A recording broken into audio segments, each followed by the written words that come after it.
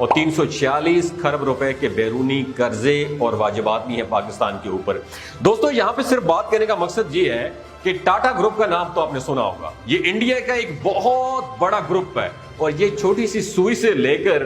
गाड़ियों से लेकर हवाई जहाजों तक और तमाम का तमाम बिजनेस जो इंडिया में हो रहा है या इसमें किसी न किसी तरीके से टाटा ग्रुप डायरेक्टली या इनडायरेक्टली इन्वॉल्व जरूर है। और इनके पूरे इंडिया में फैले हुए बिजनेस का जो वॉल्यूम है, जिसको आप कैपिटलाइजेशन कह सकते हैं, इनके बिजनेस की 365 अरब डॉलर्स है। और ये हजम, ये वॉल्यूम पाकिस्तानी जीडीपी यानी पूरे पाकिस्तान में जितने भी असासे हैं पाकिस्तान के पास, जितने भी एसेट्स हैं,